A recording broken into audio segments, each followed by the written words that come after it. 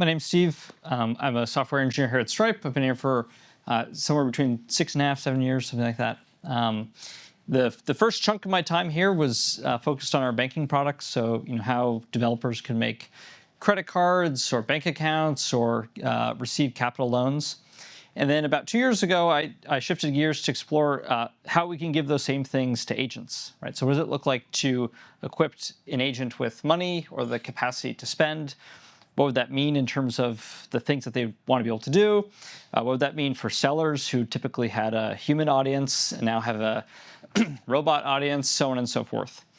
So I'm going to mostly demo my way through things that we've actually built and show you how they work, and I'm happy to take questions at the end. So first thing, or docs, agentic commerce. So well, what is it? Well, we're gonna jump in first.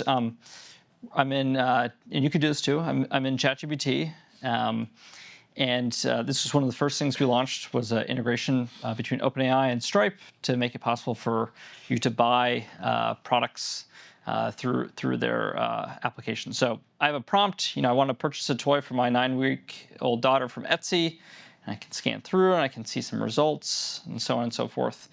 And this one looks interesting. And typically maybe if you're in a Google search, you'd be clicked out to that seller's website. But instead, I have the opportunity to pay for it in the application itself, right? Using the payment method that I already have on file with OpenAI for my subscription. And so I can go ahead and click to pay Etsy directly. Now, I know that doesn't seem hyper agentic. There's no code and tokens flying by.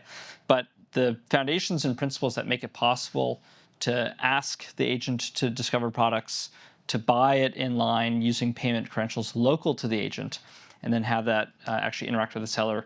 Those foundations are what we're building, and I think over time we'll see it look more like a Terminator. Hopefully not, but anyways.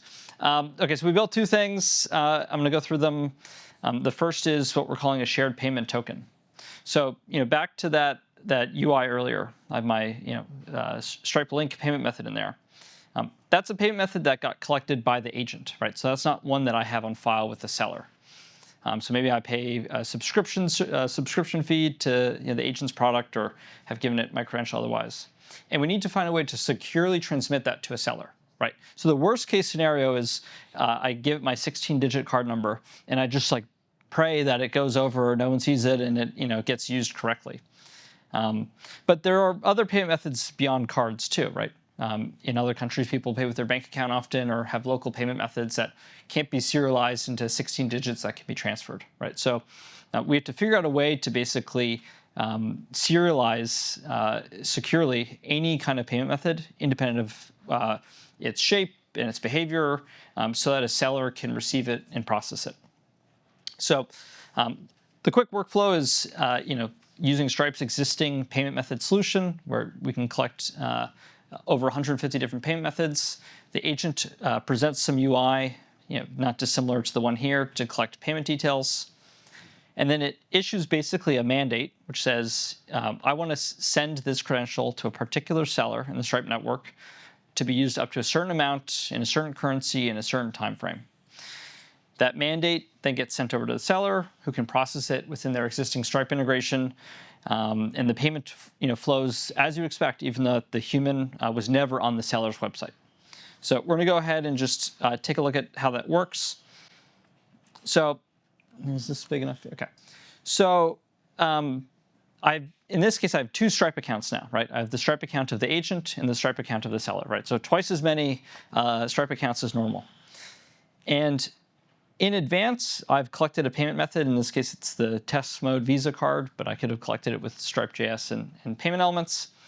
And I'm going to declare that it's going to go to this test seller, and I'm going to let it spend up to $25, and it's going to expire by the end of the month. Now, we'll just sort of assume that it got shared in some way, and the seller now can look up that token that's been granted to them.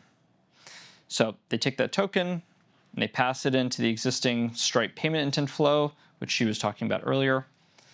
And they're going to charge it for $10, which is within the confines of the amount that we said was OK. So let's run that quickly.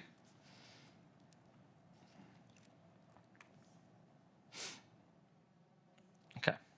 So to start off, we can see that new shared payment token that got created. the payment method that it's associated with. Also, as mentioned, Stripe sees tons of different transactions and likely has seen this payment method before, so it has a sense of the sort of risk profile of that payment method. And again, because the payment method is being collected by the agent and not by the seller, some of the insights, about the browser fingerprint or how the card was provided can only be collected by the agent, right? So we want to make sure that we're still giving our sellers the same insights that they would have if they had collected the method themselves. I can see that it hasn't been used yet. The merchant it's going to go to.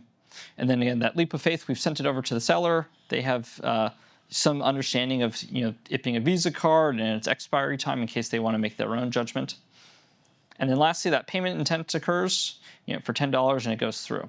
Now, just to prove that we actually do enforce these limits, we can increase the payment intent to be $50, which is twice the limit of the $25 that was previously agreed upon.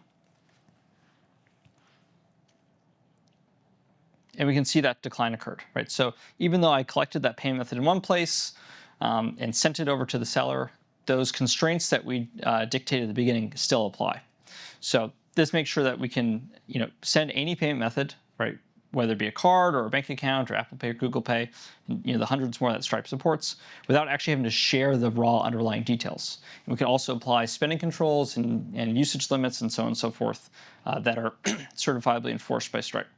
Okay, so we talked a little bit about how do we get credit card numbers around or other payment methods around that agents collect from their human owners over to sellers. But now we have this problem of like, well, how do I know what I'm buying, right? So I know I can at least securely share a credential, but how do I know I'm buying the thing that I thought I was buying? So that's where we worked with OpenAI to develop what we're calling the agentic commerce protocol, which in effect basically says this is a standard definition of checkout. So if you're a seller, you can advertise your capacity to support sort of headless checkouts. The seller, maintains their own data model and their own payment processing, and they sort of express instructions back to the agent. So we'll also run this one. So I'm going to show two different things. Oh, the night mode is no good. It looks stupid. Let me turn off that. Okay, so we're going to look at two different perspectives. We're going to look at the perspective of the agent, right? So this isn't terribly dissimilar from the Etsy purchase I was trying earlier, and then the perspective of a seller. So, for example, we have this very cool Stripe Press. You guys should check out the books there. It's a website very much designed for the human, not for the machine. But we have our machine version of this, right? So we've expressed the products that we have through an API rather than through a user interface. Details about the price and information about the book, and then exposed an API that agents can use to actually purchase that book. So we can look at it in practice now. So I've made the request if there's any good books about AI. We've sent over, and let me just zoom in a little bit. We've sent over that request to the seller saying, I have this buyer, John Doe. They want to get these books. The seller can reply back just as they would had this action occurred on their own site, saying, I recognize the buyer. These are the line items and the cost of them, right? So the seller is responsible, again, for and able to use their own backend, their own commerce backend. They send back fulfillment options, the same things that would have been in the dropdown on their site, the tax breakdown, so on and so forth, right? So as I modify the cart, right, I can add or remove items. We're sending subsequent requests back and forth, right? So instead of the robot like clickety-clacketing around the site and trying to figure out what the right button is to remove an item or add an item or change a shipping option, it's all programmatic in step. And then just to tie back to what we talked about previously, if I go ahead and click pay, we're now generating that shared payment token from the payment method that we collected here, sending that over to the seller. The seller receives that, processes the payment, can return back that didn't work, but can return back a receipt or whatever it might be. So we figured out how to capture payment methods, have an agent collect payment methods, create a mandate to make sure it's not used beyond what was expected, send that to the seller, and then also with the sort of wrapping back and forth of the checkout flow looks like. So all that's live today, and we've been working with users like OpenAI and Microsoft Copilot to deploy that. But there's another thing that we've also been really interested in, which is sort of at the other spectrum of these kinds of purchases, the more like truly agentic part, right? So how many of us use Claude Code or something to that effect? Right, like, okay, all of us. So, in many ways, when we're using something like Claude Code, we're like already dealing with an economic agent, right? Like the tokens are flying by. We've permitted it to use up our, Claude Max subscription as it pleases, and we're basically entrusted to spend. But in some cases, that spend isn't just on tokens, right? You may want to interact with third-party services to make one API call to do one thing, right? And the shape of that sort of commerce interaction looks a lot different than me, Steve, buying books or buying a toy for my kid. So we just announced this the other day, but Stripe is now supporting the X402 protocol to support these kinds of crypto-based agent purchases. So we're just going to kind of walk through what that looks like and what we built there.